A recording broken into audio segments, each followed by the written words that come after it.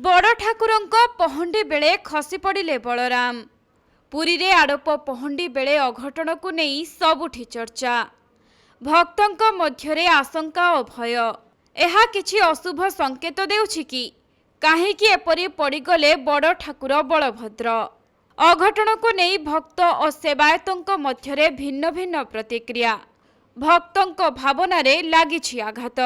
अनेक पुरुखा सेवायत एवं स्थानीय बासिंदा एपरी घटना पूर्वरु केबे देखि नथिले। एही घटना को नहीं राज्यवासी एवं भक्त समाजंक मध्यरे तीव्र प्रतिक्रिया प्रकाश पाइछि। तेबे गतकाली संध्या 7टारे आड़प पहंडी आरंभ होइथिला। बड़ ठाकुर बलभद्रंक पहंडी आरंभ होइथिबा बेले तालध्वजरु पहंडी रे तांकु तळकु अणा जाउथिला।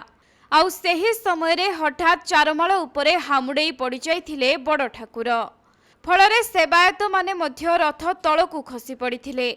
बहु कष्टरे सेवायत माने बड़ ठाकुरंकु उठाई चारमाळ उपरे बसाई देइथिले। परे आहत होइथिबा सेवायत मानंकु तुरंत आम्बुलांस जगे जिला मुख्य डाक्तरखाना को निया जाइथिला। आहत 7 जन सेवायतंक मध्यरु अनेकंकु प्राथमिक चिकित्सा परे छाड़ी दिया जाइछि एवं समस्ते विपदमुक्त थिबा जना पड़िछि। सेपटे बड़ ठाकुर पड़िजिबा घटनारे दुख प्रकाश करिसेंती मुख्यमंत्री मोहन माझी। तुरंत पदक्षेप नेबाकू निर्देश दैछंती। सेहिपरि दुख प्रकाश करिसेंती बीजेडी सभापति नवीन पट्टनायक।